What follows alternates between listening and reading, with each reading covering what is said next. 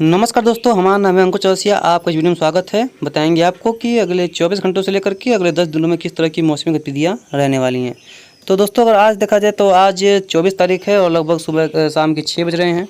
और अगर देखिए जाए तो देखिए, जो ट्रफ जैसा कि हमने आपको बताया था कि जो ये विंडी ऐप का जो विंडी ऐप है और उसका ये मॉडल्स हैं, देखिए हमने बताया था कि सेंट्रल पर ट्रफ आ जाएगी और वो लगभग मध्य भारत और उत्तरी राजस्थान से होकर के पूर्वी राजस्थान, कोटा संभाग, ग्वालियर से आसपास से होकर के गुजर रही है।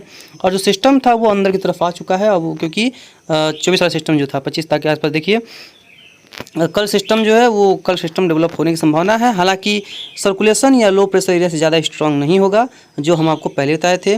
और आज मानसून ने प्रगति की है, तो अभी उसके बारे में दिखाएंगे कि मानसून कितना आगे बढ़ा है।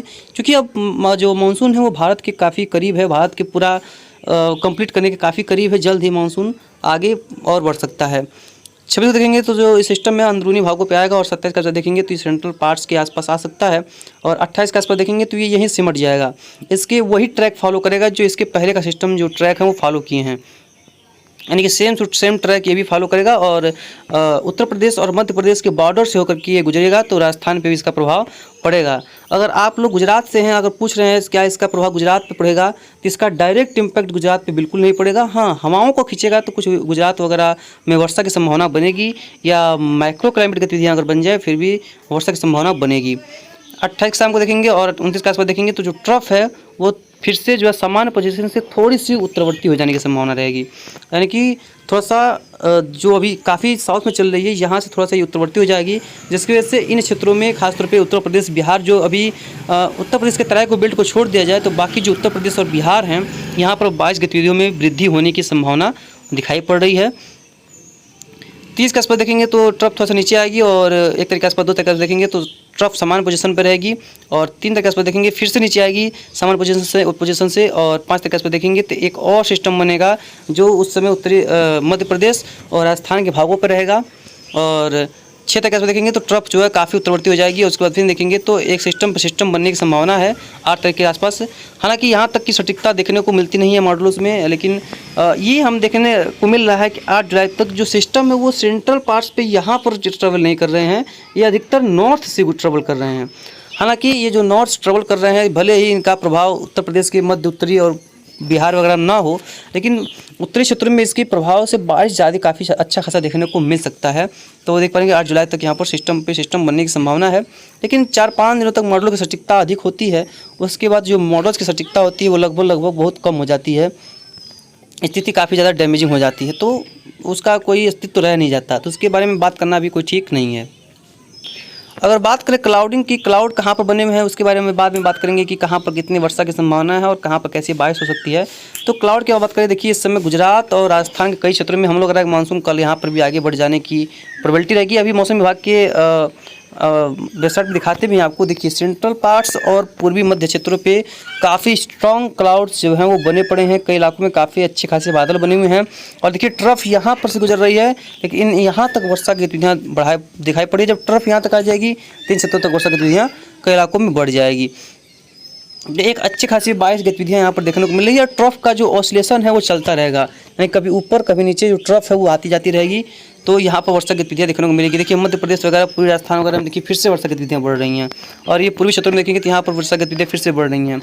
कई इलाकों में काफ़ी अच्छी खासी बारिश हो सकती है। पूर्वोत्तर राज्यों में देखेंगे तो यहाँ पर भी बादल काफ़ी अच्छे खासे दिखाई पड़ रहे हैं। उत्तर में देखेंगे तो उत्तर में भी बादल वगैरह, उत्तराखंड में भी वर्षा गतिविधियाँ धीरे धीरे बढ़ रही हैं। इस बार अजीबोगरीब मानसून है। जून का महीने में कई इलाकों में वर्षा दिया है, कई इलाकों में वर्षा की गतिविधियां देखने को ही नहीं मिली। देखिए साउथ इंडिया में देखेंगे तो साउथ इंडिया में कोई खास बदलाव यहाँ पर दिखाई नहीं पड़ रहा है। ये देख पा रहेंगे यहाँ पर IMD का ये भी उन्होंने बताया increase rainfall activity isolated heavy to very heavy fall north west India from 25 June ward, यानी कल से नॉर्थ वेस्ट इंडिया में जैसे कि पंजाब हो गया, हरियाणा का क्षेत्र हो गया, दिल्ली का क्षेत्र हो गया, उत्तर प्रदेश का पश्चिमी भाग का क्षेत्र हो गया। और नॉर्थ वेस्ट में हालांकि ईस्ट उत्तर प्रदेश भी आता है, लेकिन वहाँ पर कम चांस रहेगा। लेकिन कुछ राजस्थान के क्षेत्र गए और उत्तराखंड, हिमाचल प्रदेश, जम्मू कश्मीर में यहाँ पर heavy to very heavy rainfall 25 तारीख से इंक्रीज होने की संभावना मौसम विभाग जता रहा है। सेंट्रल पार्ट्स में और नॉर्थ ईस्ट पार्ट्स में और ईस्ट पार्ट्स में अगले 7 दिन तक heavy to very heavy rainfall की एक्टिविटी चलेगी। एक्सट्रीमली हैवी रेनफॉल जो है वो मध्य महाराष्ट्र और गुजरात रीजन में आज के दौरान रहेगा। और देखिए साउथ वेस्ट मानसून जो है further advancement of remaining parts of Arabian sea में आगे बढ़ा, some parts of west Uttar Pradesh में आगे बढ़ा, हरियाणा में आगे बढ़ा, चंडीगढ़ में आगे बढ़ा, हिमाचल प्रदेश जम्मू कश्मीर वगैरह में आगे बढ़ गया है। तो अगले 36 घंटों के दौरान ये लगभग पूरे पंजाब राजस्थान के कई क्षेत्रों में अगर आगे बढ़ सकता है, काफ़ी अच्छी खासी वर्षा की गतिविधियाँ को ये बढ़ा सकता है। और आगे बढ़ें तो देखिए कहाँ पर heavy to very heavy rainfall की संभावना है। तो वेस्ट इंडिया में आज के लिए काफ़ी चेतावनी है। और उसके बाद गोवा, महाराष्ट्र, मध्य महाराष्ट्र, गुजरात रीजन में रहेगा और ये रहेगा 24 से 30 के बीच में कई इलाकों में रह सकता है। नॉर्थ वेस्ट इंडिया में अगर देखेंगे तो यहाँ पर सबसे ज़्यादा वर्षा हो सकती है उत्तराखंड में 24-27, जैसा मैंने बताया आपको, बहुत भारी वर्षा यहाँ पर 3 दिन तक रह सकती है। वेस्ट राजस्थान में भी रहेगा 27 तारीख के आज, 27 तारीख को वेस्ट राजस्थान में भी इसका प्रभाव देखने को मिल सकता है। ईस्ट राजस्थान में 24 से 27 के बीच में रहेगा, हरियाणा पंजाब में 25-26 रहेगा, वेस्ट उत्तर प्रदेश में 25-27 रहेगा, जम्मू कश्मीर लद्दाख में देखेंगे तो यहाँ पर मुजफ्फराबाद में 25 जून को रह सकता है। ईस्ट सेंट्रल में देखेंगे तो heavy to very heavy rainfall हो सकता है सिक्किम में 24 तारीख के आसपास, बिहार में 28 को वेरी हेवी रेनफॉल की संभावना बन रही है, झारखंड में 26 को, उड़ीसा में 25 के आसपास बन सकता है। ऐसी स्थितियाँ देखो बताई गई हैं। और देखिए मानसून कहाँ बढ़ा है। देखिए मानसून जो है वो पश्चिमी उत्तर प्रदेश के देखिए तराई के बेल्ट में हल्का सा आगे बढ़ा है। और कुछ मानसून आगे जो है वो यहाँ पर देखिए पंजाब को क्षेत्रों को टच कर गया, हरियाणा क्षेत्र को टच कर गया और इन क्षेत्रों में भी टच कर गया है। यानी कि प्रभावशाली मानसून जो है वो आगे बढ़ चुका है, कुछ आगे हालांकि बढ़ा है। अभी दिल्ली से अभी मानसून दूर है, लेकिन बस 24 से 36 घंटे और लगेंगे। कल हमको लग रहा है कि मानसून जो यहाँ तक पहुँच जाने की प्रोबेबिलिटी रहेगी। यानी कि अब मानसून काफ़ी करीब है।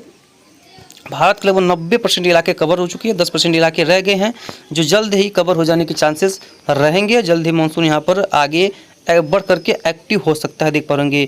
उत्तर क्षेत्र हो गया, पूरा मध्य क्षेत्र हो गया, पूर्वी क्षेत्र हो गया। हालांकि मानसून से बारिश हर जगह अच्छी नहीं है, लेकिन फिर भी जो है यहाँ पर वर्षा गतिविधियों की वजह से मानसून काफ़ी ज़्यादा आगे बढ़ चुका है, कई इलाकों में अच्छा खासा प्रगति कर चुका है। कहाँ ज़्यादा वर्षा हुई है? सब हिमालय वेस्ट बंगाल में 280 मिलीमीटर वर्षा हुई है, गुजरात रीजन में 270 मिलीमीटर वर्षा हुई है, जहाँ पर कोई सिस्टम नहीं है, केवल हवाएं आ रही हैं। जहाँ पर सिस्टम है तहाँ पर कुछ वर्षा नहीं हो रही है। कोंकण गोवा 230 मिलीमीटर वर्षा हुई है, मध्य महाराष्ट्र 180 मिलीमीटर वर्षा हुई है, ईस्ट राजस्थान 180 मिलीमीटर वर्षा हुई है, ये हुई है बारन में।